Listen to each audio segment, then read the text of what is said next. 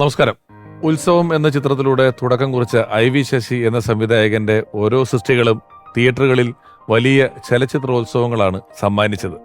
പ്രേക്ഷക മനസ്സിൽ എന്നും തിളങ്ങുന്ന വർണ്ണപ്പകിട്ടുകളാർന്ന ഫ്രെയിമുകൾ നമുക്ക് വേണ്ടി ഒരുക്കിയ IV ശശി സാറിനെ കുറിച്ചുള്ള ഓർമ്മയിലെന്നും രണ്ടാം ഭാഗം. വർണ്ണപ്പകിട്ട് എന്ന് പറയുന്ന ഒരു സിനിമ ഒരു വലിയ ഹിറ്റാകുന്നു. അല്ലെങ്കിൽ ഈ മമ്മൂക്ക, ലാലേട്ടൻ ഇങ്ങനെയുള്ള ആളുകളുടെയൊക്കെ കരിയറിൽ ഇങ്ങനെ ഒരു ഡിപ്പ് വരും, ഹിറ്റ് വരും, ഡിപ്പ് വരും, ഹിറ്റ് വരും, ഇങ്ങനെ അവരുടെ ഒരു കരിയർ ഗ്രാഫ് ഉണ്ടല്ലോ. അതിൽ വർണ്ണപ്പകിട്ട് വളരെ നിർണായകമായിട്ടുള്ളൊരു നല്ല സിനിമയാണ്. അപ്പം ആ ഒരു കാലഘട്ടത്തിൽ ബാബുച്ചേട്ടനൊക്കെ ഒരു ഏതാണ്ട് പുതിയ എഴുത്തുകാരെന്നൊക്കെ പറയുന്ന ലിസ്റ്റിൽപ്പെട്ട ആളും, ശശിയേട്ടൻ ഒരു വളരെ സീനിയർ ആയിട്ടുള്ള വളരെ മാജിക്കുകൾ, അന്നേ ലെജൻഡാണ്. 90കളൊക്കെ ആകുമ്പോൾ തന്നെ ശശിയേട്ടൻ വലിയ ലെജൻഡ് ആയിട്ടുള്ള ഒരു ഡയറക്ടറുമാണ്. നിങ്ങളുടെ ഒരു കോംബോ, അല്ലെങ്കിൽ എങ്ങനെയാണ് ശശിയേട്ടനോട് എന്നൊരു കഥ പറയുന്നത്? നിങ്ങളെ ശശിയേട്ടൻ തിരഞ്ഞെടുക്കുന്നത് എങ്ങനെയാണ്? ശശിയേട്ടനെ എൻ്റെ ഒരു ഫ്രണ്ട് പരിചയപ്പെടുത്തുകയാണ്.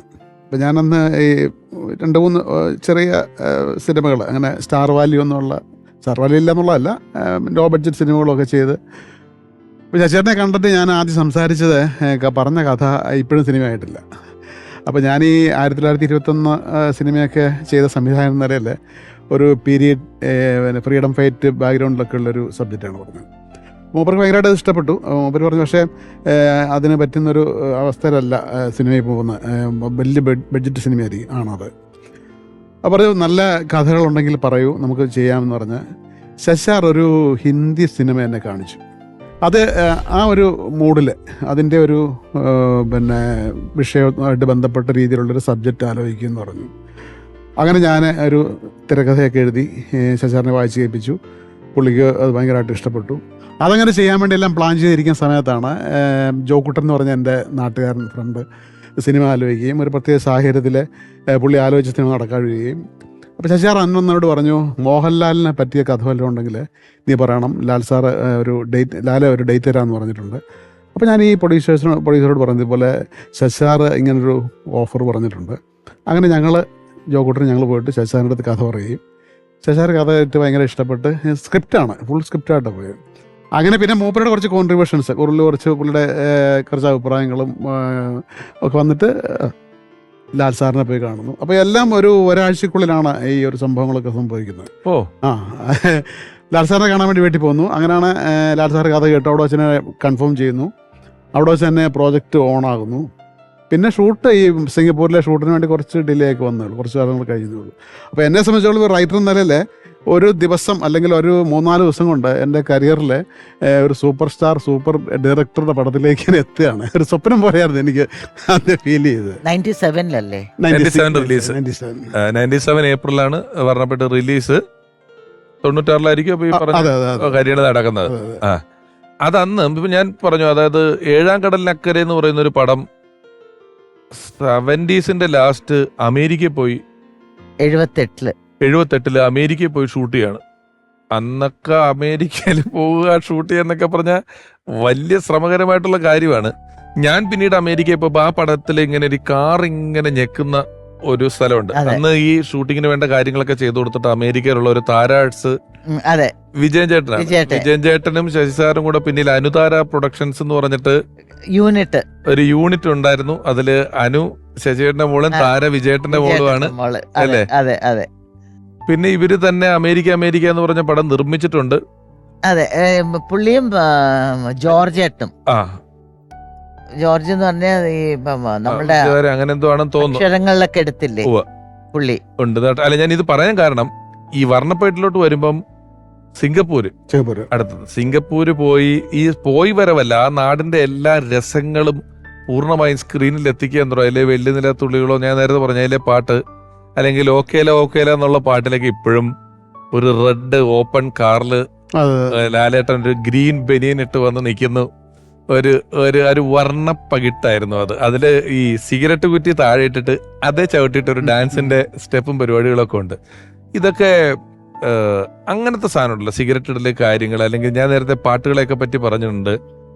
ഇതിനൊക്കെ അതിൻ്റെയൊക്കെ അതൊന്നും തിരക്കഥയിലല്ലോ, അതിനപ്പുറം ഒരു ക്യാരക്ടർ ഉണ്ടാക്കല്ലോ. അതിന്റെ ഒരു കോൺട്രിബ്യൂഷൻ ഒക്കെ എങ്ങനെയാണ് ശശിയേട്ടനായിട്ടുള്ള ഡിസ്കഷനിൽ നിങ്ങൾ നിൽക്കുന്നത്? ശശാർ എനിക്ക് തോന്നുന്നത് ഈ ശശാർ ഈ മലയാളത്തിലെല്ലാം മാസ്റ്റർ ഡയറക്ടേഴ്സ് റൈറ്റേഴ്സിൻ്റെ എല്ലാം ഏറ്റവും കൂടുതൽ സ്ക്രീൻ പ്ലേ സിനിമയാക്കിയ ശശാറാണെന്ന് എനിക്ക് തോന്നുന്നു. വെച്ചാൽ ബിനായ് സാറായാലും പിന്നെ എം ഡി സാറായാലും ദാമോദരൻ മാഷായാലും ഇവിടെയൊക്കെ ഏറ്റവും കൂടുതൽ തിരക്കഥകൾ മൂപ്പരെ ചെയ്യുന്നു തോന്നുന്നു. മൂപ്പര് ഈ ഇപ്പം നമ്മൾ കാണാത്ത വെർഷനിലൂടെ കഥയെ കൊണ്ടുപോവുക, നമ്മൾ കാണാത്ത ട്വിസ്റ്റുകളെ, അല്ലെങ്കിൽ നമ്മൾ എഴുതുമ്പം നമുക്ക് ഭയങ്കരമായിട്ട് ഇൻസ്പയർ ചെയ്യുന്ന വെച്ചാൽ എനിക്ക് തോന്നുന്നു മൂപ്പര് ഞാനും കൂടെ തിരക്കഥ എഴുതാൻ വേണ്ടി അല്ലെങ്കിൽ ഡിസ്കഷനൊക്കെ ഇരിക്കുമ്പോഴേ ഈ നമ്മളും എടുത്തു പോകും. കാര്യം വെച്ചാൽ നമുക്ക് കുറച്ച് കഴിയുമ്പോഴത്തേക്ക് ഇത് വിട്ടിട്ട് വേറെ ഒരു ഇതിലേക്ക് എത്തും. മൂപ്പര് പക്ഷേ കാലത്ത് പോലെ ഇതല്ലാതെ ഒന്നും സംസാരിക്കത്തില്ലെന്ന് മാത്രമല്ല, ഉച്ചവരെ നമ്മൾ പറഞ്ഞെല്ലാം ഫിക്സ് ചെയ്ത് ലോക്ക് ചെയ്ത കാര്യം പുള്ളി വൈകുന്നേരം അത് പൊളിക്കും. അങ്ങനെ ഇങ്ങനെ എന്നുവെച്ചാൽ മുഴുവൻ സമയം അതിനുവേണ്ടി മാത്രമാണ് ചിന്തിക്കുകയും ആലോചിക്കുകയൊക്കെ ചെയ്യുന്നത്. അപ്പോൾ അങ്ങനെ പുള്ളിയുടെ മനസ്സിൽ ഈ ഇത്തരം വിഷ്വൽസും ഇത്തരം ആക്ടിവിറ്റീസ് എല്ലാം സിനിമ പോകാൻ പറ്റിയില്ലല്ലോ അല്ലേ സിംഗപ്പൂര്? എനിക്ക് അന്ന് ഞാൻ അധ്യാപകനായിരുന്നു. അപ്പോൾ എനിക്ക് വിസ പാസ്പോർട്ട് NOC കിട്ടിയില്ല DP പോകാനായിട്ട്. അതുകൊണ്ട് അന്നത്തെ ഈ പറഞ്ഞ ഇത്രയും വലിയ സിനിമ എഴുതിയതല്ലാണ്ട് ഷൂട്ടിങ്ങിന് പോകാൻ എനിക്ക് പത്മകുമാറായിരുന്നു അന്ന് അസോസിയേറ്റ്. മൂപ്പർക്കും കിട്ടിയില്ല പാസ്പോർട്ട്. അന്ന് ഞങ്ങൾ രണ്ടുപേരും പോയി. പകരം ബ്ലസ്സിയാണ് സിംഗപ്പൂർ ഷെഡ്യൂളിൽ അസോസിയേറ്റ് ആയിരുന്നു. ബ്ലസ്സി സാർ അദ്ദേഹമാണ് അതിന്റെ സിംഗപ്പൂർ. ഈ പറഞ്ഞ കാര്യം ഒരു കാര്യം കൂടെ ചോദിക്കണം. അതിപ്പോ ഒരു എഴുത്തുകാരൻ ഒരു പടം എന്ന് പറഞ്ഞ ഒരു പടവേ ഉള്ളൂ, അതിന്റെ പുറകെ നിൽക്കുകയാണ്. ഇത് 10-12 പടം ചെയ്യുമ്പോഴേ ചന്ദ്രേട്ട ഞാൻ ചോദിക്കുന്നത്, എങ്ങനെയാണ് ഉച്ചവരെ ഒരു പടം അതിന്റെ കഥയും കാര്യങ്ങളും കഥാപാത്രങ്ങളും എല്ലാം ഓർത്തു വെക്കണം, വൈകിട്ട് 6 മണി തൊട്ട് വേറെ പടം ഡയറക്റ്റ് ചെയ്യണം, അതിന്റെ കഥയും കഥാപാത്രങ്ങളും ഒക്കെ ഓർത്തു വെക്കണം, അടുത്ത ആഴ്ച വേറെ പടം ഡയറക്റ്റ് ചെയ്യണമെങ്കിൽ അതിന്റെ കഥയും കഥാപാത്രങ്ങളൊക്കെ ഓർത്തു വെക്കണം. ഇതിന്റെ കൂട്ടത്തിൽ കഴിഞ്ഞ ഏതോ പടത്തിന്റെ എഡിറ്റിംഗ് രാത്രി 2 മണിക്ക് നടക്കുന്നുണ്ട്, അവിടെ പോയിരിക്കണം. ഇതിന്റെ കൂട്ടത്തിൽ ഏതോ ഒരു പടം വെള്ളിയാഴ്ച റിലീസ് ആയിട്ടുണ്ട്, അതിന്റെ അഭിപ്രായങ്ങൾ കേൾക്കണം. ഇതിന്റെ പരിപാടി എങ്ങനെയാ സീമ ചേച്ചി ഇത് മാനേജ് ചെയ്യുന്നത് എങ്ങനെയാണ്? എന്നെ കൊണ്ട് ഇതിനെ പറയിപ്പിക്കുന്നേ? അതായത് ഇതിന്റെ പണി ചെയ്ത ആള് പറ. ഞങ്ങൾ ഒന്നിച്ച് ഒരു ദിവസം 3 സിനിമയൊക്കെ ഷൂട്ട് ചെയ്തിട്ടുള്ള ആൾക്കാരാണ്. രാവിലെ ഉച്ച വരെ ഒരു സിനിമ, രാത്രി 9 മണി സിനിമ, അതിനുശേഷം അടുത്ത സിനിമ, 3 സിനിമയൊക്കെ സിനിമ ഒരു ദിവസം ഷൂട്ട് ചെയ്തിട്ടുണ്ട്. ഇവിടെ ഈ എപ്പിസോഡുകള് മലയാളത്തിലെ നിങ്ങൾ അത് 2 കാര്യമുണ്ട്. ഇപ്പൊ മലയാളത്തിൽ അന്നത്തെ സിനിമ എന്ന് പറയുന്നത് തന്നെ എല്ലാവരും ഇവിടെ നിന്ന് കയറിപ്പോയി കുടമ്പക്കത്ത് നിൽക്കുന്നത് സിനിമ എന്ന് പറയുന്ന ഒരു ലോകം മാത്രമേ മാത്രമേ ഉള്ളൂ. വേറെ ഒരു പരിപാടി വേറെ ഒന്നും അറിയില്ല, വേറെ ഒന്നും അറിയില്ല. പറഞ്ഞാലും ഇപ്പൊ ഞാൻ ഇത് ഇവിടെ ഷൂട്ട് ചെയ്യും, നമ്മൾ ഇപ്പൊ പ്രേക്ഷകർക്ക് നമ്മൾ ഈ ഓർമ്മയിൽ നിന്ന് ഷൂട്ട് ചെയ്യുമ്പോൾ ചില ദിവസം 2 എപ്പിസോഡാണ് ഷൂട്ട് ചെയ്തതെങ്കിൽ രാവിലെ ജോസ് പ്രകാശ് സാറിന്റെ എപ്പിസോഡും ഉച്ച കഴിഞ്ഞ് ജോൺസൺ മാസ്റ്റർ എപ്പിസോഡും ആയിരിക്കും. അപ്പൊ രാവിലെ തൊട്ട് ഉച്ച വരെ ജോസ് പ്രകാശ് എന്ന് പറയുന്ന ഒരു നടനാണ്. വില്ലൻ, ബ്ലാക്ക് ആൻഡ് വൈറ്റ് പടം, സിൽവർ ഹെഡ്, മുതല കുഞ്ഞുങ്ങള്, കൊള്ളത്താവളം ഇവിടെ ആയിരിക്കും. ഉച്ച കഴിച്ചു കഴിഞ്ഞാൽ ജോൺസൺ മാഷാണ്. കംപ്ലീറ്റ് വേറെ പാട്ടുകള്, മെലഡി വരികളാണ്. ഇത് വെറുതെ ഇരുന്ന് ചോദ്യം ചോദിക്കാനിരിക്കുന്ന എനിക്ക് 2 ഫോൾഡർ തലേ തുറന്നു കഴിയുമ്പോൾ തന്നെ ഇത് രണ്ടും കൂടെ ജോസ് പ്രകാശും ജോൺസൺ മാഷും തമ്മിൽ ഇങ്ങനെ അടി. അപ്പോഴാണ് നിങ്ങള് വലിയ കഥയും ഫുൾ ക്യാരക്ടറും കൂടി ഈ പണി ചെയ്തോണ്ടിരിക്കുന്നത്. അതാ ചോദിക്കുന്നത്. അതിന് വ്യത്യാസമുണ്ട്. കാരണം ഇന്നിപ്പോ നിങ്ങൾക്ക് ഒരു ദിവസം എന്തെങ്കിലും സംഭവിച്ചു പോയാലും നിങ്ങളെ ഒന്നും ബാധിക്കുന്നില്ല. ഞങ്ങൾ ഓരോ ദിവസവും നിലനിൽപ്പാണത്. അത് ചെയ്തില്ലെങ്കിൽ പിറ്റേ ദിവസം ഞങ്ങൾക്കില്ല, ലൈഫില്ല. ഞങ്ങൾക്കത് ചെയ്തേ പറ്റൂ. ഓരോ ഇപ്പൊ നമ്മള് അവിടെ വന്നിട്ട് തമിഴ് അഭിനയിക്കുന്നത്, രാവിലെ തെലുങ്ക് അഭിനയിക്കുന്നത്, അന്ന് സിനിമ മാത്രമേ ഉള്ളൂ.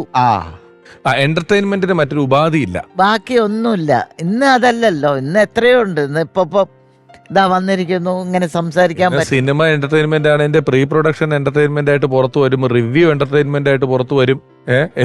ഞാനും സിഎംയും കൂടെ ഒക്കെ എത്ര സിനിമകൾ 14 ദിവസം 15 ദിവസം കൊണ്ട് തീർക്കും. ഫുൾ പിക്ചർ അല്ലേ? അതെ, 14 ദിവസം കൊണ്ട് തീർക്കുന്ന ആൾക്കാരാ. ഒന്ന് ആലോചിക്കാൻ തന്നെ 14 ദിവസം ഒരു സിനിമ. 4 പാട്ടുണ്ടാവും, 4 ഫൈറ്റ് ഉണ്ടാവും, തീർക്കും. ഇവിടെ ഇപ്പൊ 120 ദിവസം വരും ചില സിനിമകളെല്ലാം. ബാബുചേട്ടൻ അതിനുശേഷം പിന്നീട് കുറെ നവാഗതരായ സംവിധായകരെല്ലാം വേറെ പലരുടെയും കൂടെ വർക്ക് ചെയ്തിട്ടുണ്ട്. ഇവരുടെ ഒരു പാറ്റേൺ എങ്ങനെയാണ് ഇവർ ഈ ലെവലിൽ ഹോൾഡ് ചെയ്യുന്നത്? അതിനെക്കുറിച്ച് ശ്രദ്ധിച്ചിട്ടുണ്ടോ എപ്പോഴെങ്കിലും? ശശാറിൻ്റെ കൂടെ പടം ചെയ്തതിൽ എനിക്ക് ഏറ്റവും, ഞാൻ ഇവരുടെ മരണസമയത്ത് TV സംസാരിച്ചപ്പോൾ പറഞ്ഞത്, ഈ കോട്ടയത്ത് ഗ്രീൻ പാർക്ക് ഹോട്ടൽ, അത് ഇതുമായിട്ട് ബന്ധപ്പെട്ട ഉത്തരവല്ല ഞാൻ പറഞ്ഞത്. ഗ്രീൻ പാർക്ക് ഹോട്ടലിൽ ഞങ്ങൾ ലൊക്കേഷൻ നോക്കാൻ വേണ്ടി താമസിക്കുകയാണ്. ഒരാഴ്ചയോളം ഞങ്ങളിങ്ങനെ കോട്ടയത്ത് ലൊക്കേഷൻ ഹണ്ടിങ് ആണ്. അപ്പോൾ മൂപ്പര് വൈകിട്ട് വന്നിട്ട് കുളിച്ചിട്ട് എൻ്റെ മുറിയിലേക്ക് വന്നിട്ട്, അല്ലെങ്കിൽ ഞാൻ അങ്ങോട്ട് പോയിട്ട് ഇങ്ങനെ വർത്തമാനം പറയും. അപ്പോൾ ഒരു ദിവസം പുള്ളി കയറി വരുമ്പോഴത്തേക്ക് ഞാൻ TV ഒരു സിനിമ കണ്ടുകൊണ്ടിരിക്കുക. ബ്ലാക്ക് ആൻഡ് വൈറ്റ് സിനിമയാണ്. ഈ സിനിമ നേരത്തെ കണ്ടിട്ടുണ്ട്, ശശാറിൻ്റെ സിനിമയാണ്. ശശാർ വന്ന് ഇവിടെ നിന്നിട്ട് മാഗസിൻ എടുത്ത് നോക്കിയിട്ട് TV നോക്കി. അപ്പോൾ ഞാൻ മൂപ്പരുടെ റിയാക്ഷൻ ശ്രദ്ധിക്കുകയാണ്. ഇങ്ങനെ പുള്ളിയുടെ സിനിമ നമ്മളൊന്ന് നോക്കുമല്ലോ. പുള്ളി കുറച്ച് നേരം ഇങ്ങനെ നോക്കിയിരുന്നപ്പോൾ ഞാൻ പറഞ്ഞു, സാറിൻ്റെ സിനിമയാന്ന് പറഞ്ഞു. ഉടനെ പുള്ളി പറഞ്ഞു, അല്ല എൻ്റെ സിനിമ സാറിൻ്റെ സിനിമയാണ്, ഇനി ചരിത്രത്തിൽ അങ്ങനെ സംഭവം ഉണ്ടാകും. കുറച്ച് നേരം കഴിഞ്ഞ് ബഹദൂർക്ക കയറുന്നപ്പോഴത്തേക്ക് പുള്ളി പറഞ്ഞാൽ ആലിംഗൻ അങ്ങനെ ഏതൊരു പേര് പറഞ്ഞ്. അപ്പം ഞാൻ പറഞ്ഞു, ഇങ്ങനൊരു ഒരാൾ സിനിമ ചെയ്യുമ്പോഴേ, സ്ക്രിപ്റ്റ് വായിക്കുമ്പോഴേ, ഷൂട്ട് ചെയ്യുമ്പോഴേ, എഡിറ്റ് ചെയ്യുമ്പോഴേ, ഡബ് ചെയ്യുമ്പോഴേ, മിക്സ് ചെയ്യുമ്പോൾ ഇതെല്ലാം കണ്ട ആള് അങ്ങയുടെ സിനിമ അങ്ങനെ മറന്നു പോകണമെങ്കിൽ. അനുഭൂതി എന്ന് പറയുന്ന സിനിമ അന്ന് ഈ ജനപങ്കാളിത്തത്തോടെ ഒരു പക്ഷേ ലോകത്ത് അങ്ങനെ ആരെങ്കിലും ചിന്തിച്ചിട്ടുണ്ടാവോ എന്നറിയില്ല. ആ സമയത്ത് അന്ന് ഈ ഖുഷ്ബു, സുരേഷ് ഏട്ടൻ, ഇങ്ങനെയുള്ള വാണി വിശ്വനാഥൻ അല്ലേ കാസ്റ്റിംഗിന്റെ ഒരു പരിപാടി എങ്ങനെയാണ് ശശി സാറ് ചെയ്യുന്നത്? അല്ല, അത് ഈ സുരേഷ് ഏട്ടൻ്റെ അന്ന് ആക്ഷൻ ഹീറോ എന്ന നിലയിൽ പുള്ളി പീക്ക് ടൈമാണ്. അതുപോലെ ആക്ഷൻ സിനിമകൾ മാത്രം ചെയ്യുന്ന സമയത്ത് ആണ് മൂപ്പര് ഇങ്ങനത്തെ ഒരു ഹ്യൂമർ, അതിനകത്തൊരു ഹീറോയിസം ഇല്ല, മൂപ്പരുടേതായ ഒരു ഡയലോഗ് വേർഷൻ ഒന്നുമില്ല, അല്ലാത്ത സിനിമയായിരുന്നു. പിന്നെ ഈ ശശിയേട്ടനായിട്ട് തിരക്കഥ എഴുതിയപ്പോൾ എനിക്ക് തോന്നിയാൽ ലേഡി ക്യാരക്ടേഴ്സ് നല്ല ബോൾഡാകണമെന്ന് പുള്ളിക്ക് മസ്റ്റായ നിർബന്ധമുണ്ട്. ഇമോഷൻ സീനുകൾ സിനിമയിൽ ധാരാളം ഉണ്ടാകണം, അങ്ങനത്തെ ഒരു താല്പര്യം പുള്ളിക്കുണ്ട്. ഈ ലേഡി ക്യാരക്ടർ പിന്നെ നന്നാവണമെന്ന് പറയുന്നതിൻ്റെ ഞാൻ കുറച്ച് ഒബ്സർവ് ചെയ്തപ്പോൾ എനിക്ക് മനസ്സിലാക്കാൻ പറ്റുന്ന വെച്ചാൽ, ഇപ്പോൾ സീമ ചേച്ചിയുടെ ശശാറിൻ്റെ സിനിമകളിലെ സീമ ചേച്ചിയുടെ കഥാപാത്രങ്ങൾ എന്ന് പറഞ്ഞാൽ ഭയങ്കര ബോൾഡ് ക്യാരക്ടേഴ്സ്. ഇപ്പം ആൾക്കൂട്ടത്തിനെ ആയാലും, അക്ഷരങ്ങളായാലും, ആരൂഢമായ അങ്ങനെയല്ല. അത് അവളുടെ രാവുകളിലെ രാജി മുതൽ ദേവാസുരത്തിലെ ഭാനുമതി വരെയും അവര് വളരെ സ്ട്രോങ് ആണ്. ഏതെങ്കിലും സ്ഥലത്ത് ഹീറോ ഒക്കെ മെന്റലി ഒന്ന് വീക്കായ പോലും അവിടെ വന്ന് പിന്തുണയ്ക്കുന്ന ഒരു കഥാപാത്രം. അപ്പം നമ്മൾ എഴുതുമ്പോഴേ ഈ പിന്നെ എനിക്ക് തോന്നുന്നു അങ്ങനത്തെ സ്വഭാവത്തിലുള്ള ഹീറോയിൻസിൻ്റെ സീക്വൻസിൽ വന്നാൽ പുള്ളി ഭയങ്കര ഹാപ്പിയാണ്, പുള്ളി സാറ്റിസ്ഫൈഡ് ആണ്. ഇപ്പം വർണ്ണപ്പോട്ടിനകത്ത് പല സീനുകളിലും മീനയാണ് മോഹൻലാൽ സാറിനേക്കാൾ സ്കോർ ചെയ്യുകയും ഭയങ്കരമായിട്ട് ഷൈൻ ചെയ്യുന്ന ഒത്തിരി സീനുകളുണ്ട്. അപ്പം ഈ പിന്നെ ഇപ്പം ആക്ട്രസ് ചെയ്യുമ്പോഴും പുള്ളിയുടെ മനസ്സിൽ സീമ ചേച്ചി പെർഫോം ചെയ്യുന്നതിനോടുള്ള ഒരു കമ്പാരിസൺ പോലെ ഉണ്ടെന്ന് എനിക്ക് തോന്നിയിട്ടുണ്ട്. വെച്ചാൽ അതുപോലെ ചെയ്യുന്നവരെ പുള്ളി ചെയ്യിച്ചുകൊണ്ടിരിക്കും. അങ്ങനത്തെ ഒരു സംഭവമായിട്ട് എനിക്ക് തോന്നിയിട്ടുണ്ട്. പുതിയ അറിവാണ്. അല്ല, അതെ അതെ അതെ അറിയാൻ കഴിയില്ല. സ്ത്രീ കഥാപാത്രങ്ങളുടെ ബോൾഡായിട്ട് വരുന്നതിനകത്ത് നല്ല ഇമ്പോർട്ടൻസ് കൊടുക്കും. ശശിയുടെ പടത്തിനകത്തേക്ക് വളരെ ഇമ്പോർട്ടൻസ് കൊടുക്കും.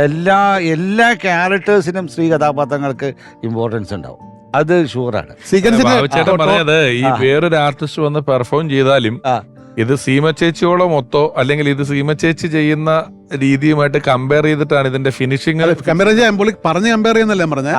മൂപ്പരുടെ സിനിമകളില് ഇപ്പൊ സ്ത്രീ കഥാപാത്രങ്ങളെ നമ്മുടെ ശ്രദ്ധിക്കുകയാണെങ്കിൽ ഏറ്റവും സ്ട്രോങ് ക്യാരക്ടേഴ്സ് ചെയ്തിരിക്കുന്ന സീമ ചേച്ചി, അതിന് സംശയമൊന്നുമില്ല. അതെ അതെ. അപ്പൊ അത് ആണ് പുള്ളിയുടെ മനസ്സിലുള്ള ആ സങ്കല്പം, ഹീറോയിനെ കുറിച്ചുള്ള സങ്കല്പം അങ്ങനെയാണ്. അപ്പൊ അതിനോട് കടപിടിക്കുന്ന രീതിയിലുള്ള എഴുത്തോ അഭിനയമോ ഒക്കെ വരുമ്പോൾ പുള്ളി ഹാപ്പിയാണ്. അല്ല, എനിക്ക് തോന്നിയിട്ടുള്ളത് സീമ ഭയങ്കര ബോൾഡാണ്, ശശിയേട്ടനേക്കാൾ ബോൾഡാണ്. അപ്പൊ സീമ എല്ലാം എടുത്തു മുറിച്ചാ പറയുള്ളൂ. ശശിയേട്ടൻ്റെ അടുത്ത് വരും, ശശിയേട്ടൻ വളരെ സോഫ്റ്റ് ആയിട്ടാണ് സംസാരിക്കുക. സീമ അങ്ങനെയല്ല, ഭയങ്കര ബോൾഡ്. അത് ശശിയേട്ടാ, അതിങ്ങനെയാണ്, ഇങ്ങനെ പറ്റുള്ളൂ. ഇങ്ങനെ ചെറിയ കാര്യമുണ്ട്. ഉച്ചയ്ക്ക് ശശിയേട്ടൻ ബ്രേക്ക് വിടില്ല. ഞാൻ വന്ന യൂണിറ്റിലെ പിള്ളേർക്കൊക്കെ ഭയങ്കര ഹാപ്പിയാണ്. അപ്പ അക്ക വന്നിട്ട് അങ്ങപ്പ അങ്ങനെ ഒരു താരനുണ്ടാവും. പുള്ളി ബ്രേക്ക് എന്നുള്ള സംഭവമേ വിടില്ല. ചാപ്പാട് വേണ്ട പുള്ളിക്കാരനുണ്ട്, അതുകൊണ്ട് ബാക്കിയുള്ളവർ കഴിക്കണ്ടേ. അപ്പൊ ഞാൻ ഇങ്ങനെ ഒരു 1:15 ഞാൻ പറയും, ഈ കമ്പനിയിൽ ആരും ചാപ്പാട് തരില്ല ഇവിടെ, ഇങ്ങനെ ചോദിക്കും ഞാൻ. അപ്പൊ ശശി നോക്കും, മണി 1:15, ബ്രേക്ക്.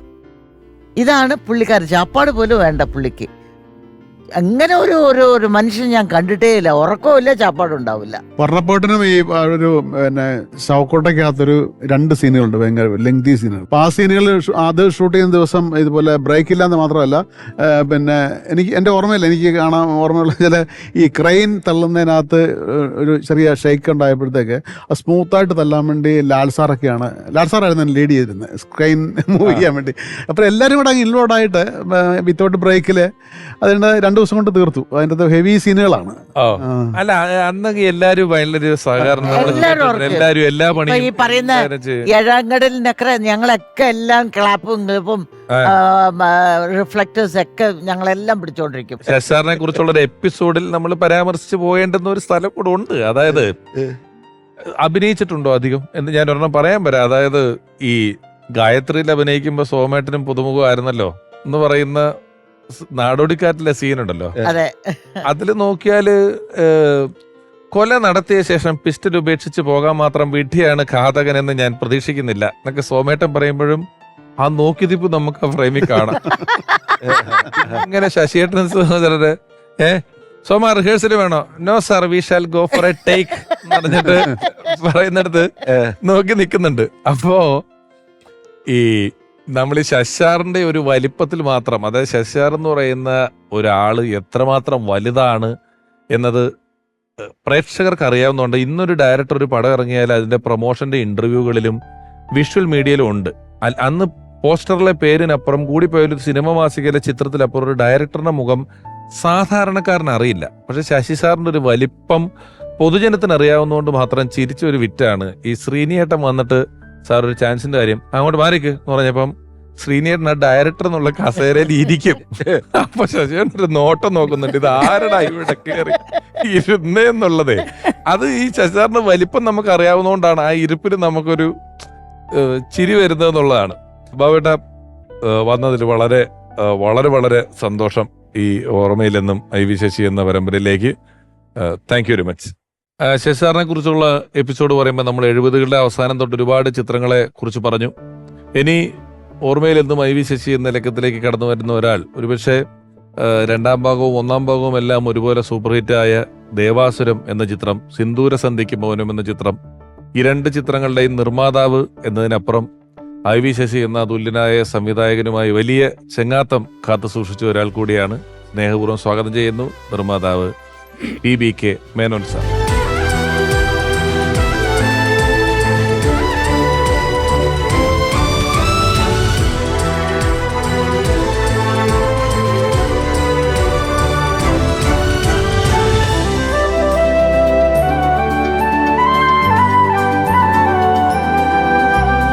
മേനോൻ സാർ നമസ്കാരം. ഒരിക്കൽ കൂടി സ്വാഗതം. ഈ സിനിമയെ സംബന്ധിച്ചിടത്തോളം മറ്റ് പല വ്യവസായങ്ങളിലും സിനിമയും വ്യവസായമാണ്. മുതലാളി അല്ലെങ്കിൽ മാനേജർ, ഉടമസ്ഥൻ എന്നൊക്കെ പേര് പറയാറുണ്ടെങ്കിലും സിനിമയിലാണ് അതിൽ പൈസ മുടക്കുന്ന ഒരാളെ നിർമ്മാതാവ് എന്ന പേരിട്ട് വിളിക്കുന്നത്. കാരണം നിർമ്മാതാവിന് ഇതിന്റെ ഒരു ക്രിയേറ്റീവ് സൈഡിലും കൂടെ വലിയ പങ്കുള്ളത് കൊണ്ടാണ്. ബാക്കി ഇപ്പോഴൊക്കെ സിനിമകൾ, വർത്തമാനകാല സിനിമയിൽ പലപ്പോഴും ഇൻവെസ്റ്റർ എന്ന് പറയുന്ന ഒരു സ്ഥലം കൂടെ ഉണ്ട്. പണ്ട് ഫിനാൻസർ ഉണ്ടായിരുന്നു, ഇപ്പൊ ഇൻവെസ്റ്റർ ഉണ്ട്. അവരിതിൽ ഇടപെടില്ല, ഇൻവെസ്റ്റ് ചെയ്തിട്ട് മാറിയേക്കും. പക്ഷേ സാർ ഉൾപ്പെടുന്ന ഒരു തലമുറ വരെയുള്ള നിർമ്മാതാക്കൾ എന്ന് പറയുന്നത് സിനിമയുടെ ക്രിയേറ്റീവ് സൈഡിൽ വലിയ ഇൻവോൾവ്മെന്റ് ഉള്ള, അവിടെ സംസാരിക്കാൻ വോയിസ് ഉള്ള, അതിലെ ഇടപെടാൻ അധികാരമുള്ള ഒരു സെറ്റ് ഓഫ് നിർമ്മാതാക്കളിൽ ഒരാളാണ്. ദേവാസുരം എന്ന് പറയുന്ന ഒരു ചിത്രം. ദേവാസുരം എന്ന് പറയുന്നത് അന്ന് താരതമ്യേന വളരെ കുറച്ച് പടങ്ങൾ എഴുതിയ ഒരാളാണ് രഞ്ജിത്ത് സാറ്. ശശി സാർ ഒരു വളരെ സീനിയർ ആയിട്ടുള്ള ഡയറക്ടറാണ്. ആ ചിത്രത്തിന്റെ ഒരു വരവും അതിലേക്കുള്ള സാറിന്റെ വരവും ഒക്കെ എങ്ങനെയായിരുന്നു? അതായത് ദേവാസുരം എന്നുള്ള പടം തുടങ്ങുന്നതിന് മുമ്പായിട്ട് അതിന് മുമ്പത്തെ ഒരു ചെറിയ കഥ ഇത് പറയേണ്ടി വരും. പറയൂ. ഞാൻ കള്ളനും പോലീസും എന്ന് പറഞ്ഞൊരു പടം ഐ വി ശശി എനിക്ക് വേണ്ടി ചെയ്തു. ശ്രീകുമാരൻ തമ്പി സാറാണ് അത് അതിൻ്റെ സ്ക്രിപ്റ്റ്. പടം നല്ലതാണ്, പക്ഷേ അത് അന്ന് ഐ വി ശശി ചെയ്യേണ്ട പടമല്ല. കാരണം ഐ വി ശശി ഹൈ പീക്കിലിരിക്കുന്ന ഒരാളാണ്. ഐ വി ശശി എന്ന് പറഞ്ഞു കഴിഞ്ഞാൽ സിനിമാ തിയേറ്ററിൽ ചെന്നാൽ നിങ്ങൾക്കറിയാം, എല്ലാം നിശബ്ദമായിരിക്കും. സംവിധാനം ഐ വി ശശി എന്ന് കണ്ടാൽ ഒന്നും അടക്കം കയ്യടിയാണ്. അപ്പം അങ്ങനെയുള്ള ഒരാളിൽ നിന്ന് കള്ളനും പോലീസിനെ പോലുള്ള ഒരു പടം ജനങ്ങൾ പ്രതീക്ഷിക്കുന്നില്ല. അതൊരു ചെറുകട വേറൊരു ഡയറക്ടർ ചെയ്യേണ്ടതാണ്. അപ്പം ഇത് കഴിഞ്ഞ് ഞാനൊരു പ്രാവശ്യം ഞങ്ങളിപ്പോൾ ഫ്രണ്ട്ഷിപ്പ് അതിന് മുമ്പേ തുടങ്ങിയിട്ടുള്ളതാണ്, 77 തൊട്ട്. അപ്പം ഇത് കഴിഞ്ഞ് ഞങ്ങൾ മഹാറാണിയിൽ, ശരിക്കും പറഞ്ഞാൽ 205-ാമത്തെ റൂമിൽ, അപ്പം അത് കഴിഞ്ഞ് വന്ന് അവിടുന്ന് ആഹാരം കഴിച്ച് ഞങ്ങൾ 205-ാമത്തെ റൂമിലിരിക്കുകയാണ്. അപ്പോൾ ഇരിക്കുമ്പോൾ ഞാൻ സ്വതവേ ഊട് കഴിഞ്ഞാൽ പണ്ട് തൊട്ട് ഷൂട്ടിംഗ് ഉണ്ടെങ്കിലും ഇല്ലെങ്കിലും, ജോലി ഉണ്ടെങ്കിലും ഇല്ലെങ്കിലും ഉച്ചയ്ക്ക് അല്പം മയങ്ങും. ആ സമയത്താണ് രഞ്ജിത്തും അഗസ്റ്റിൻ എന്ന് പറയുന്നത് അവിടെ റൂമിൽ വരുന്നത്. ഞാൻ പിന്നീട് അറിഞ്ഞു ഗിരീഷ് പുത്തഞ്ചേരി താഴെ ഉണ്ടായിരുന്നു. വന്നിട്ട് രഞ്ജിത്ത് പറഞ്ഞു, ശശിയേട്ടൻ ഞാനൊരു കഥ പറയാം, നമുക്ക് നല്ലതാണെങ്കിൽ മുരളി വെച്ച് ചെയ്യാം, ആക്ടർ മുരളി.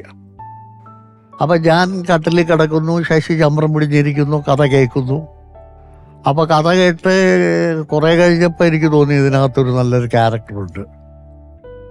അങ്ങനെ കഥയൊക്കെ കേട്ടു. അപ്പോൾ ഞാൻ ഒരുപാട് മാറ്റങ്ങൾ എൻ്റെ മനസ്സിൽ തോന്നി. കാരണം ഞാൻ MT വാസുവേട്ടൻ്റെ ക്ലാസ്സാണ്. അപ്പം ഞാൻ പറഞ്ഞു ഇതിനകത്ത് കുറച്ച് മാറ്റങ്ങളൊക്കെ വരുത്തിയ രഞ്ജിത്ത് നമുക്ക് ഇത് മോഹൻലാലിനെ വെച്ച് ചെയ്യാം. അപ്പം ശശിക്കും ഒരു വിശ്വാസക്കുറവ് തോന്നി ആ സമയത്ത്. രഞ്ജിത്തിന് പ്രത്യേകിച്ചും, കാരണം അതിനു മുമ്പ് ഞാൻ 1-2 പ്രാവശ്യം ഞാൻ തന്നെ ട്രൈ ചെയ്തിട്ട് വിജയ് തമ്പിക്ക് വേണ്ടി ഒരു പടം ചെയ്യാനായിട്ട്. അപ്പം രഞ്ജിത്തിനെ എന്ന് പറഞ്ഞപ്പോൾ മോഹൻലാൽ സമ്മതിച്ചില്ല. തുറന്ന സത്യങ്ങളാണ്. അങ്ങനെയാണ് പിന്നെ അത് ഇവിടെ വന്നു. മഹാലിംഗപുരത്ത് താമസിക്കുന്ന ശശിയുടെ അടുത്ത് തന്നെ സീമയുടെ ചോറ് തരും. അവിടെ ഇരുന്ന് ആ കഥ പൂർണ്ണമാക്കി. അതാണ് ദേവാസുരം എന്ന് പറഞ്ഞ അതുണ്ടാകും. അപ്പം പുള്ളി പറഞ്ഞു ഈ ദേവാസുര അപ്പം അയ്യരൊക്കെ വന്നിട്ടാണല്ലോ ചടങ്ങൊക്കെ ചെയ്യുന്നത്. മേനോനേട്ടൻ പറഞ്ഞു എനിക്ക് ആരും ചേട്ടാ സീമ ചെയ്താൽ മതി. ഞാനാ പൂജ ചെയ്തത്. ഓ, അങ്ങനെ നമ്മുടെ ഫ്ലാറ്റിൽ വെച്ചാണ്. അന്ന് 2 ഫ്ലാറ്റുണ്ട് നമ്മുടെ ഇത് ഇവിടെ മഹാലിംഗപുരത്ത് ബ്രൗൺ സ്റ്റോൺ അപ്പാർട്ട്മെൻറ്റ്. അവിടെ വെച്ചാണ് MG രാധാകൃഷ്ണൻ, പ്രൊഫസർ, അദ്ദേഹത്തിൻ്റെ സിസ്റ്റർ ഓമനക്കുട്ടി, അരുന്ധതി, MG ശ്രീകുമാർ എല്ലാം അവിടെ ഇരുന്നാണ് അതിൻ്റെ പാട്ടുകളെല്ലാം കമ്പോസ് ചെയ്യുന്നത്. അങ്ങനെ ഷൂട്ടിങ്ങിന് പോകുന്നു. അപ്പോൾ ഷൂട്ടിങ്ങിന് പോകാനായിട്ടെല്ലാം തയ്യാറായി. ഞാനും മോഹൻലാലും അവിടുന്ന് ട്രെയിനിൽ കയറും. അവിടെ ഇതൊരു ഇതായിട്ട് തോന്നാം, പക്ഷെ അതിലേക്ക് വരാനുള്ളൊരു ഇതായിട്ട് ഞാൻ പറയാണ്. ഞാനും മോഹൻലാലും ട്രെയിനിൽ കയറുന്നു, മലബാർ എക്സ്പ്രസ്. അപ്പോൾ സീറ്റില്ല, സെക്കൻഡ് ക്ലാസ് AC, ഒരു സീറ്റ് കെട്ടി പോകും. അപ്പോൾ ഞങ്ങൾ 2 പേരും തല അങ്ങോട്ടും ഇങ്ങോട്ടും വെച്ച് കിടന്നുറങ്ങി. ഒറ്റപ്പാലത്ത് ഇറങ്ങിയപ്പോൾ ഞങ്ങൾ ലാല് കുറച്ച് മുമ്പേ പോകുന്നു, ഞാൻ പുറകെ പോകുന്നു. പിന്നെ 2-3 പോർട്ടേഴ്സ് വന്നിട്ട് എൻ്റെ അടുത്ത് ചോദിച്ചു, ഈ ലാൽ സാർ ഉറക്കത്തിൽ സംസാരിക്കുമല്ലേ എന്ന്. ആ, അപ്പോൾ ഇത് കണ്ട് ലാൽ അവിടെ നിന്ന് ചോദിച്ചു എന്തായാലും അങ്ങനെ ഒന്നുമില്ല. പക്ഷെ സത്യത്തിൽ സംസാരിക്കുന്നത് ഞാനാണ് ഉറക്കത്തിൽ. അപ്പം അവർക്കറിയില്ല അത്. അവർ വിചാരിച്ചത് മോഹൻലാലായിരിക്കും. ഞാൻ ആന്നും പറഞ്ഞു കൊടുത്തു, ഞാൻ ഇന്നും സംസാരിക്കും ഉറക്കത്തിൽ, അതുകൊണ്ട് കള്ളന്മാർ വരില്ല, യാതൊരു പ്രശ്നമില്ല, എപ്പോഴും സംസാരിക്കും. അത് ഞങ്ങൾ ഷൂട്ടിങ് തുടങ്ങാനായിരുന്നു. അപ്പോൾ ശശി പറഞ്ഞ മാതിരി എപ്പോഴും ഒരു വെളിച്ചപ്പാടിൻ്റെ രൂപമാണ് അദ്ദേഹത്തിന്. വന്ന് ഓക്കെ ക്ലൈമാക്സ് ഷൂട്ട് ചെയ്യാട്ടോ. ഞാനപ്പം ചെറുതൊരുത്തി PWD മോഹൻ്റെ ഗസ്റ്റ് ഹൗസിൽ താമസിക്കുന്നത്. അവരൊക്കെ അവിടെ ഇവിടെയൊക്കെ ചന്ദ്രയാണ് താമസിക്കുന്ന, ഇവരൊക്കെ വീടുകളിലും. ഞാൻ പറഞ്ഞാവാം ചെയ്യാം. അപ്പോൾ എൻ്റെ ഉള്ളിലൊരു നടുക്കുണ്ട്, എങ്ങനെ ചെയ്യും. അപ്പോൾ സച്ചി എന്ന് പറഞ്ഞാൽ എൻ്റെ മരുവനും പ്രൊഡക്ഷൻ നോക്കുന്ന വന്നിട്ട് പറഞ്ഞു, അത് ക്ലൈമാക്സ് ഷൂട്ട് ചെയ്യണമെന്നുണ്ടെങ്കിൽ നമുക്കൊരു 4-5 രൂപ വേണം. ഞാൻ ശരിയാക്കാം. ഞാൻ ഉടനെ ഡിസ്ട്രിബ്യൂഷൻ ഞാനാണല്ലോ, ആളുകൾക്ക് കുറച്ച് എൻ്റെ വിശ്വാസമുണ്ട്. തിയേറ്ററുകാരെ വിളിച്ചു. വിളിച്ച് പിറ്റേ ദിവസമായപ്പോഴേക്കും കാച്ചു വന്നു. ശശി എന്താണെന്ന് ചെയ്യുന്ന ക്ലൈമാക്സ് ആണ് ആദ്യം ഷൂട്ട് ചെയ്യുന്നത്. ദേവാസുരം സിനിമയുടെ ക്ലൈമാക്സ് ആദ്യം ഷൂട്ട് ചെയ്യുന്നു എന്ന് പറഞ്ഞു കഴിഞ്ഞുണ്ടെങ്കിൽ എൻ്റെ സാറേ ഒരു 10-400 ആളുകളുണ്ട് ഈ ശ്രീകൃഷ്ണപുരം അമ്പലത്തിന് ചുറ്റും. അപ്പോ അമ്പലത്തിൻ്റെ ഇതിലാണ്. അപ്പൊ ഈ ആളുകൾ തലേ ദിവസം ഒന്ന് അനൗൺസ് ചെയ്തിരുന്നു. പക്ഷെ നമ്മൾ ഒരിക്കലും പ്രതീക്ഷിച്ചില്ല ഇത്ര ആളുകൾ വരുമോ. എന്തു ചെയ്യാൻ, ഇത്ര ആളുകൾ വന്നിട്ടുണ്ട്. ആകെ പേടി. 2 പോലീസുകാരുണ്ട്. അവര് ഒരു ഭാഗത്ത് ഷൂട്ടിങ് കാണാനായിട്ട് നിൽക്കുകയാണ്. ഞങ്ങൾ അവിടുത്തെ ഊട്ടുവരയിലിരിക്കുന്നു, എങ്ങനെ ഷൂട്ട് ചെയ്യും എന്ന്. അപ്പം ഞാനിങ്ങനെ ഇടയിൽ കൂടെ നോക്കുന്നുണ്ട്. ആളുകളൊക്കെ സൈലൻ്റാണ്. ഞാൻ നോക്കുമ്പോണ്ട് അവിടുത്തെ ആൽമാർ തന്നെ മുകളിൽ IV ശശി ഇരുന്ന് ഷൂട്ട് ചെയ്യുക, ഒന്നും അറിയുന്നില്ല. ഉള്ളി താഴെ നടക്കുന്ന സംഭവങ്ങളെ പറ്റി മരത്തിൻ്റെ കൊമ്പത്തിരുന്ന് സുഖമായിട്ട് ഇപ്പോഴും ആ ഉത്സവം മുഴുവൻ ആ സിനിമ കാണുന്നത് മുഴുവൻ അകത്ത് വെച്ചിട്ട് എനിക്ക് ജീവിക്കണം, സ്വസ്ഥമായിട്ട് ജീവിക്കണം, അതുകൊണ്ട് ഈ കൈ ഞാനിങ് എടുക്കുക എന്ന് പറയുന്ന സ്ഥലമൊക്കെ അകം തന്നെ. സെയിം അവിടെ തന്നെ, ആ അമ്പലത്തിൽ തന്നെ, അതിൻ്റെ ഇത് തന്നെ. അപ്പം അത് കഴിഞ്ഞിട്ടാണ് അത് നമ്മൾ 2 ദിവസം കൊണ്ട് ഷൂട്ട് ചെയ്തു. കൈവെട്ടുന്നു ഇതെല്ലാം ക്ലൈമാക്സ് ഷൂട്ട് ചെയ്തു. ആളുകൾ ഞങ്ങൾ പേടിച്ച മാതിരി ഒന്നും ഉണ്ടായില്ല. പക്ഷേ ഈ ഊട്ടുവരയിലാണ് ഞങ്ങളെല്ലാവരും ഇരുന്നത്. ലാലും കൂളമായിട്ട് ഇരിക്കുന്നത്. അപ്പം അതിനിടയിൽ ചൊറിയാനായിട്ട് ആകാശിനും മണിയുമ്പിള്ളയൊക്കെ നമ്മളെങ്ങനെ ഷൂട്ട് ചെയ്യും, പ്രശ്നമാണല്ലോ. അപ്പം ഞാൻ ഇത് കേട്ടാൽ എനിക്ക് പേടി വരാതിരിക്കില്ലല്ലോ. ഇത്രയും ആളുണ്ട്, ഇത്രയും മുടക്കി ആന ഒരു ഭാഗത്ത് വെക്കുന്നു, എല്ലാം ബഹളം തന്നെ. ഞാൻ എൻ്റെ വണ്ടിക്കകത്ത് പതിവ് പോലെ കുറച്ച് കുപ്പികൾ സംഘടിപ്പിച്ച് വെച്ചിരുന്നു. പതിവ് പോലെ അതായത് അതൊക്കെ എന്ത് അപ്പോ ആ പുള്ളി ഞാൻ പറഞ്ഞു വണ്ടി പറഞ്ഞതിന് 2 ബോട്ടിൽ എടുക്കുക. അപ്പൊ ഈ ആളുകൾ യാതൊന്നുമില്ല, പിൻ ഡ്രോപ്പ് സൈലന്റാണ്. ലാലു വന്നു, നമ്മൾ സുഖമായി ഷൂട്ട് ചെയ്തു. 2 ദിവസം ഷൂട്ട് ചെയ്തു, ക്ലൈമാക്സ് ഷൂട്ട് ചെയ്തു. അപ്പം പിന്നെ ഇനി അടുത്ത പരിപാടി ബിഗിനിങ്. അത് കഴിഞ്ഞിട്ടാണ് അതിൻ്റെ ഓപ്പണിങ് സീനും ഇതൊക്കെ. പുള്ളി പറഞ്ഞ ഒരു 10,000 പിള്ളേരെ കൊണ്ടുവരും കേട്ടോ താലപ്പൊലിക്ക്. ആ പ്രദേശം മൊത്തം തപ്പിയാൽ കിട്ടൂല. 10,000 പെൺപിള്ളേരെ, പെൺപിള്ളേർ വേണം. ഞാൻ തപ്പിപ്പിടിച്ച് കുറേ അവിടെയുള്ളൊരു ഏജൻറ്റിനെ വിളിച്ച് അവിടുന്ന് ഇവിടുന്നൊക്കെ കുറേ സംഘടിപ്പിച്ചു. താലപ്പൊലിയും ബഹളവും ഇതൊക്കെ ആയിട്ട് അത് സുഖമായിട്ട് തീർന്നു. അതാണ് അപ്പം അപ്പോഴാണ് എനിക്ക് ആശ്വാസം കുറച്ച് വന്നത്. നീലകണ്ഠനെ കുറിച്ച് പറഞ്ഞ് വള്ളത്തിൽ ഇങ്ങനെ വരുന്നൊരു സ്ഥലം, അതെ, അത് ക്ലൈമാക്സ് ഈ പരിയാനംപറ്റ ക്ഷേത്രത്തിലുള്ള സീനുകളൊക്കെയാണ്. ബാക്കി ബഹുഭൂരിപക്ഷ സീനുകളും വരുന്നത് വരിക്കാശ്ശേരി, അങ്ങനെയാണ്. വരിക്കാശ്ശേരി ദേവാസുരം മനയായിട്ട് മാറി. അതൊരു ടൂറിസ്റ്റ് കേന്ദ്രമായി മാറി. അതായത് ഒറ്റപ്പാലത്ത് ഇപ്പൊ എല്ലാരും പോയി കാരണം അത് ആ പേര് തന്നെയാണ്. അത് പിന്നെ അതൊരു ലൊക്കേഷനായിട്ട് മാറി. അതിന്റെ ഒരുപാട് സിനിമയിൽ വന്ന് ആദ്യം ഞങ്ങൾ പോയത് നമ്മുടെ പൂമുല്ലി മഠത്തിലാണ്, 6-ാം തമ്പുരാൻ്റെ അവിടെ. അപ്പോൾ അവിടെ നോക്കുമ്പോൾ അത്രയും സൗകര്യമില്ല. ഞാനും ശശി കൂടിയാണ് പോയത്. അപ്പോൾ സൗകര്യമില്ല. പിന്നെയാണ് നമ്മൾ ഈ പൂമുള്ളി മല കണ്ടുപിടിച്ചത്. അവിടെ ചെന്നു, ഞങ്ങൾ സംസാരിച്ചു. 75,000 രൂപ ഓക്കെ. അപ്പോൾ കുറച്ച് നിബന്ധനകളുണ്ട്. ഇവിടെ കള്ള് കുടിക്കാൻ പാടില്ല, കള്ള് കൊണ്ടുവരാൻ പാടില്ല, മത്സ്യമാംസങ്ങൾ അനുവദനീയമല്ല. നമ്മൾ ഷൂട്ടിങ് തുടങ്ങി. ഇത് രണ്ടും ഇല്ലാതെ നടക്കില്ല അന്നത്തെ കാലത്ത്. അല്പം അതിപ്പം ഐ.വി. ശശിയല്ലേ ഷൂട്ട് ചെയ്യുന്നത്. ഈ രാത്രി എവിടെ വരെ പോകുന്ന ആർക്കറിയാം, മനസ്സിലായില്ലേ? അപ്പൊ ഷൂട്ടിംഗ് നടക്കും. ചിലപ്പോൾ ഗുരുവായൂർ ആനക്കോട്ടയിൽ പോയി ഷൂട്ട് ചെയ്തിട്ടാണ് തിരിച്ചു വരുന്നത് വീണ്ടും ഇവിടെ. അപ്പോൾ 2 ദിവസമായപ്പോഴേക്ക് വേണു ഇവർക്കൊക്കെ ചെറിയ മുറുമുറുപ്പ് തുടങ്ങി. എന്താണ് പരിപാടി? ഞാൻ പറഞ്ഞു ശരിയാക്കാം. കയ്യാലയുടെ ബാക്കിൽ മത്സ്യമാംസം കൊണ്ടുവരാൻ പാടില്ല. അപ്പം ഞാൻ ആദ്യം മുട്ട ചോറിലിട്ട് കൊണ്ടുവരും. അപ്പം ഇതിന് എല്ലും മുള്ളൊന്നുമില്ല. ഒരു 2 ദിവസം കഴിഞ്ഞപ്പോൾ ഞാൻ പറഞ്ഞു ബീഫ്, അതിനും എല്ലില്ല, കംപ്ലൈൻ്റ് ഇല്ല. ഫീലിംഗ് കിട്ടും. അതെ, ഇടയ്ക്ക് വൈകുന്നേരമാകുമ്പോൾ ഇവർക്ക് ഒരു ഉണർവ് നമ്മൾ കൊടുക്കും. അപ്പൊ അത് കൊടുക്കും. അതെ, അപ്പൊ അത് കൊടുത്ത് സുഖമായി, കുഴപ്പമൊന്നുമില്ല. അപ്പൊ നമ്മൾ ഷൂട്ടിങ് അവിടെ സുന്ദരമായിട്ട് നടക്കുന്നു, എല്ലാവരും ഉണ്ട്, ഒരു ജോളിയാണ്. അപ്പൊ ഞാനവിടെ നോക്കുമ്പോൾ മുറ്റത്തൊരു നല്ല മാവാണ്, നല്ല മാങ്ങ, ഒട്ടുമാ ഇപ്പോഴും അതുണ്ട്.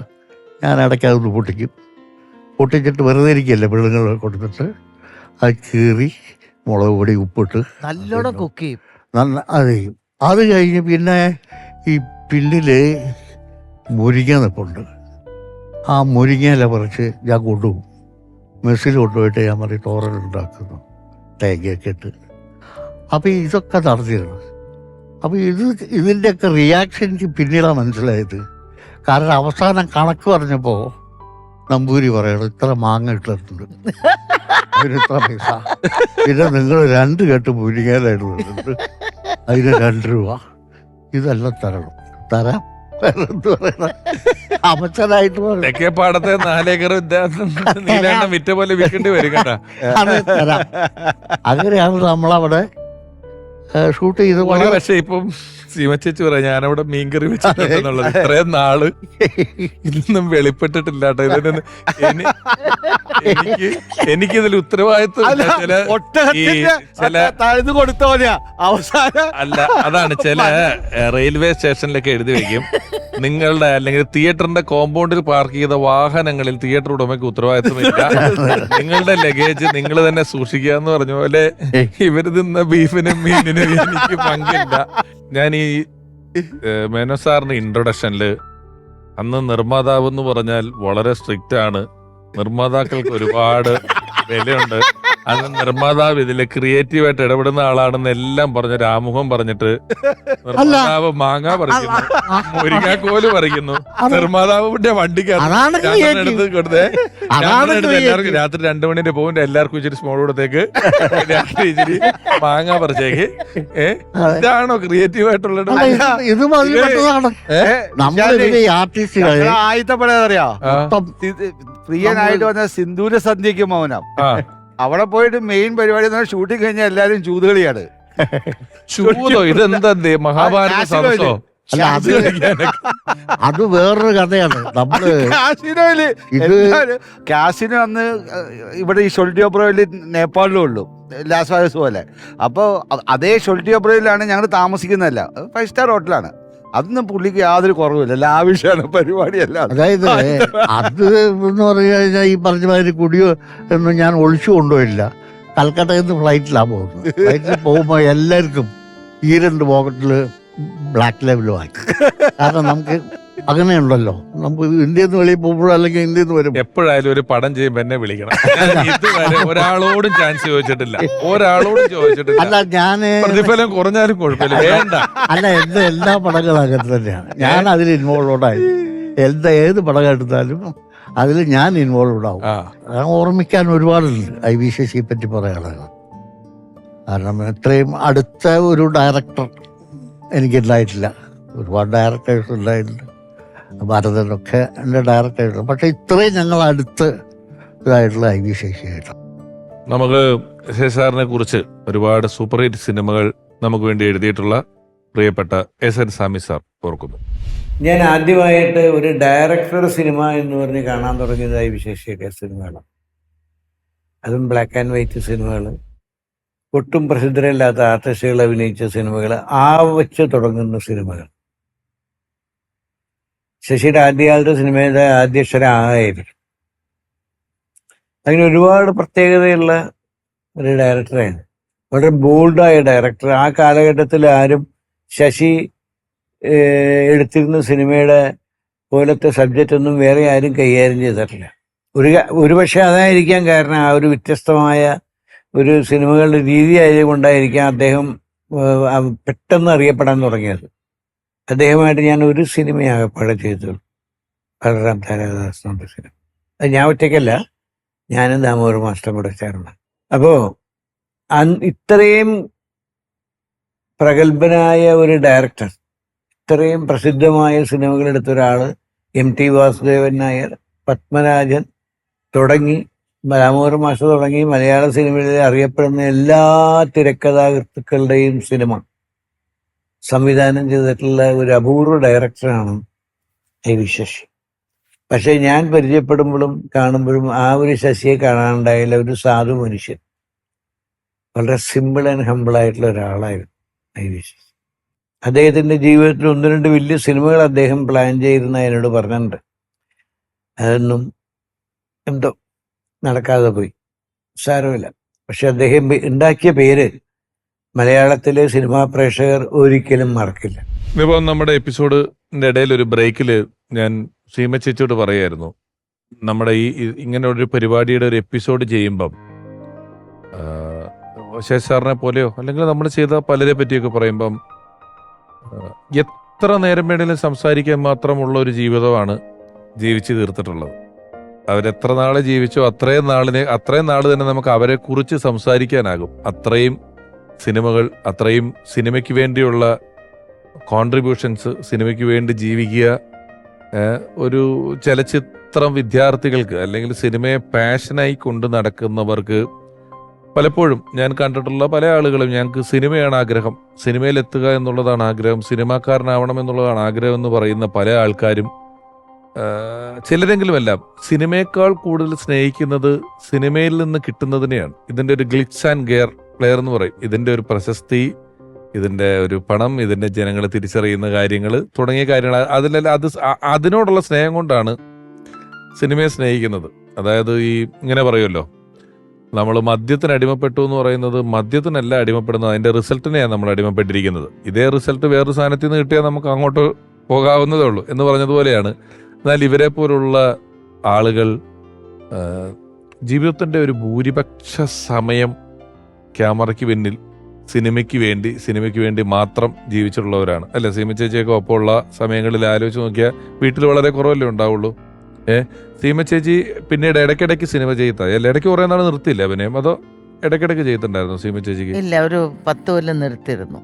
മോൻ ജനിച്ചിട്ട് പിന്നീട് വന്നത് ഐ തിങ്ക് അല്ല ഇതാണ് ഒളിമ്പ്യൻ അന്തോണിയാത്തത്തിലെ പ്രിൻസിപ്പലിന്റെ വേഷത്തിലാണ് വരുന്നത് അല്ലേ? അതെ.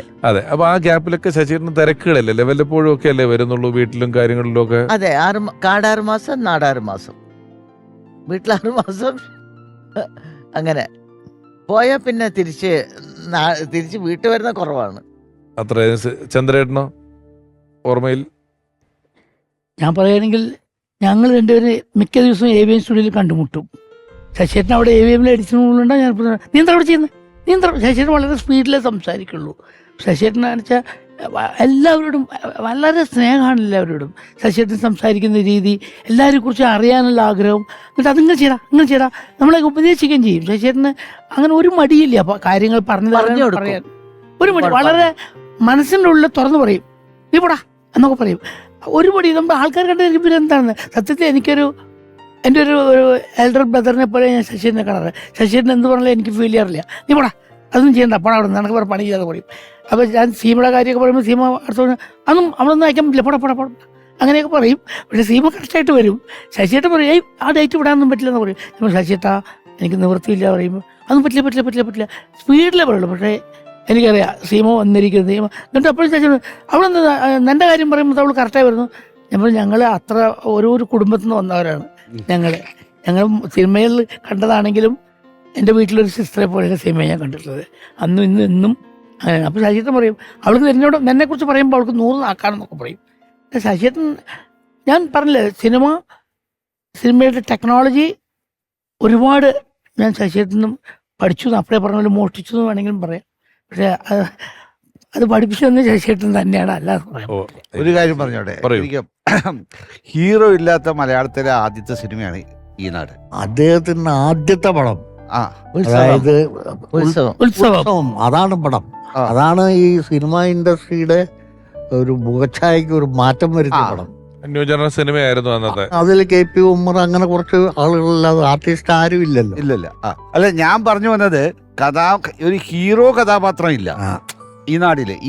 അതായത് ഒരു പോപ്പുലർ ഹീറോ ഇല്ല എന്നുള്ളതല്ല പറഞ്ഞ, കഥയ്ക്കുള്ളിൽ ഒരു ഹീറോ ഇല്ല. എല്ലാവർക്കും ഈക്വൽ ക്യാരക്ടർ, എല്ലാവരും കഥയാണ് ഈ നാട് എന്ന് പറയുന്ന, അതാണ് അതിന്റെ ഹീറോ. മേക്കിംഗ് സൈലന്റ് അതങ്ങനെയാണ്, അതിന്റെ പ്രത്യേകത. ക്രൗഡ് മാനേജ്മെന്റ് മേക്കിംഗ് ഒക്കെ ഫസ്റ്റ് ടൈമാണ് നമ്മൾ കാണുന്നത്. അങ്ങനെ ഒരു സിനിമ വന്നത് 100 ദിവസം ഓടിയ ഒരു സിനിമയാണത്. ശരിക്കും മലയാള സിനിമയില് ഞാൻ എന്റെ നേരത്തെ ഒരു ഇന്റർവ്യൂവിൽ ഞാൻ ശശിയേട്ടന്റെ ഓർമ്മയിൽ ചരിത്രക്കടമിലുണ്ട്. ശരിക്കും പഠിക്കേണ്ടതാണ്, സിനിമാ വിദ്യാർത്ഥികൾ പഠിക്കേണ്ട ഒരു ഡയറക്ടറാണ് ശശിയേട്ടൻ. അത്രയുണ്ട്. കാരണം ചില സാധനങ്ങളൊക്കെ ഒരു സീനെ തന്നെ ഒരുപാട് ഷോട്ടുകൾ അതിനകത്ത് പുള്ളി ഭാവന ചെയ്തിട്ട് എടുത്തിട്ട് ഇരിക്കുന്നതാണ്. ഇപ്പം ആവനാഴിയിലെല്ലാം വന്നിട്ട്, അല്ലെങ്കിൽ ഏത് സിനിമ പുള്ളി എടുത്തു കഴിഞ്ഞാൽ നിങ്ങൾ ശ്രദ്ധിച്ചു നോക്കിക്കഴിഞ്ഞാൽ ഷോട്ട് എടുക്കുന്നതിൽ വന്നിട്ട് ഏറ്റവും കൂടുതൽ ഒരു സിനിമേനെ അങ്ങനെ പണ്ട് ചെയ്തിരുന്ന പല സമയത്തെന്ന് പറഞ്ഞു കഴിഞ്ഞാൽ ഒരു ലോങ് ഷോട്ട് എടുക്കില്ല. ഇവിടെ ട്രാക്ക് വേണം എന്നുള്ള നിർബന്ധം ഉണ്ടെങ്കിൽ അവിടെ ട്രാക്ക് ഇട്ടിരിക്കണം. അത് ശശിയേട്ടൻ തന്നെ തള്ളും. അതാണ് അതിനകത്തുള്ള ശശിയേട്ടൻ അതിന്റെ സ്പീഡ് അറിയാം. ആ ട്രാക്കിന്റെ സ്പീഡ് ബേസിക്കലി ഇമ്പോർട്ടൻ്റ് ആണ്. ആക്ച്വലി പേസിംഗ് എന്ന് പറയുന്നത് സിനിമയിൽ വളരെ ഇമ്പോർട്ടൻ്റ് ആണ്. അത് ആ ട്രാക്കിൻ്റെ മൂവ്മെൻ്റ് ആണ്. അത് ആ മൂവ്മെൻറ്റ് കിട്ടാൻ ശശിയേട്ടൻ തള്ളും. അങ്ങനത്തെ ഒരു സീനാണെങ്കിൽ അത് ആ ട്രാക്ക് ശശിയേട്ടൻ അത് പിടിച്ചു തള്ളും. അല്ല, ശശിയേട്ടന് ഒരുപാട് ക്യാരക്ടേഴ്സ് ഉണ്ട്. അതെ. ശശിയേട്ടൻ ഒരു ഡയറക്ടറാണ്, ഒരു ക്യാമറമാൻ ആണ്, അതെ. ഒരു ആർട്ട് ഡയറക്ടറാണ്, അതെ. ഒരു മേക്കപ്പ് മാൻ ആണ്. അതെ, എല്ലാം ചെയ്യും. ഒരുപാടുണ്ട്. നമ്മുടെ മേക്കപ്പ് ഇതിലെല്ലാം അറിവുണ്ടെന്നുള്ളതല്ല, ഈ പണിയെല്ലാം ചെയ്തിട്ടുണ്ട്. അല്ല, അതെ. പണിയെ പറ്റി പറയുമ്പം ഇയാൾക്ക് ഇതെല്ലാം അറിയാം. അറിയാവുന്ന ഡയറക്ടർ അയാൾക്ക് ഇതെല്ലാം അറിയാന്ന് ഇതെല്ലാം അറിയല്ല, ഇതെല്ലാം പ്രൊഫഷനായി കഴിഞ്ഞിട്ടാണ് സംവിധാനം അതെ. വന്നിട്ടുള്ളത്. അത് നമ്മുടെ മേക്കപ്പ് ഇട്ടേക്കണ ഒരു ക്യാരക്ടറിനെ ശശിയേട്ടൻ ഇഷ്ടപ്പെട്ടെങ്കിൽ ശശിയേട്ടൻ അത് ഒന്ന് ടച്ച് ചെയ്ത് makeup കംപ്ലീറ്റ് ചെയ്യും. അത് അങ്ങനെയാണത്.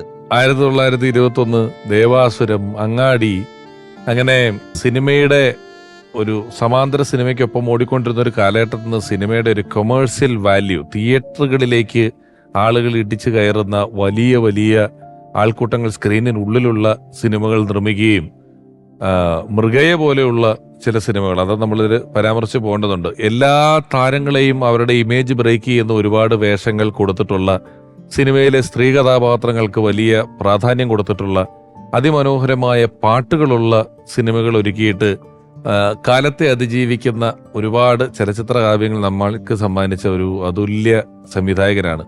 അങ്ങനെ മലയാളികൾ എന്നും ഓർക്കുന്ന ഒരുപാട് നല്ല ചിത്രങ്ങൾ മലയാളിക്ക് സമ്മാനിച്ച IV ശശി എന്ന സംവിധായകൻ, അദ്ദേഹത്തിന്റെ ഈ എപ്പിസോഡിന്റെ ഇടയിൽ എപ്പോഴോ പറഞ്ഞതുപോലെ നമ്മൾ ഇന്ന് ഇരുന്ന് ചിന്തിക്കുമ്പോൾ അത്ഭുതമെന്ന് തോന്നുന്ന, കൗതുകം തോന്നുന്ന രീതിയിലുള്ള ഹ്രസ്വമായ സമയം കൊണ്ട് ഒരുപാട് മികച്ച ചിത്രങ്ങൾ ഒരുക്കിയ സംവിധായകൻ IV ശശി. അദ്ദേഹത്തിന്റെ ഓർമ്മകൾ എന്നും നമ്മോടൊപ്പം ഉണ്ടാവും. നമുക്ക് ആൽബം സെൻഡ് ചെയ്യാം.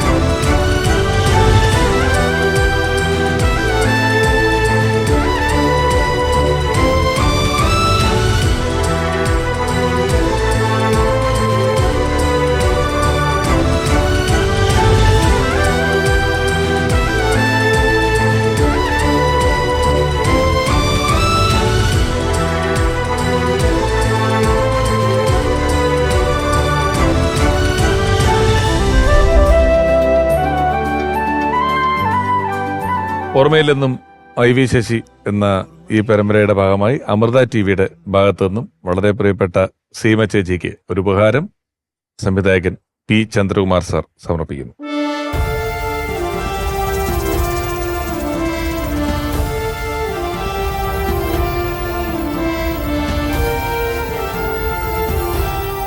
ഇലഞ്ഞി പൂമണം ഒഴുകി വരുന്നത് പോലെ ഒരു മധുരക്കിനാവിന്റെ ലഹരി മനസ്സിൽ നിറയ്ക്കുന്നുണ്ട് ഓരോ IV ശശി ചിത്രങ്ങളും. ശ്രുതിയിൽ നിന്നുയരുന്ന നാദശലഭങ്ങളെ പോലെ അവ നമ്മുടെ ഹൃദയം കവരുന്നു. മലയാള സിനിമ കണ്ട മഹാസംവിധായകന് മുന്നിൽ പ്രണാമം അർപ്പിച്ചുകൊണ്ട് ഓർമ്മയിലെന്നും IV ശശി ഈ ലക്കം ഇവിടെ പൂർണ്ണമാവുകയാണ്. അടുത്ത ലക്കത്തിൽ നമുക്ക് വളരെ പ്രിയപ്പെട്ട മറ്റൊരാൾ.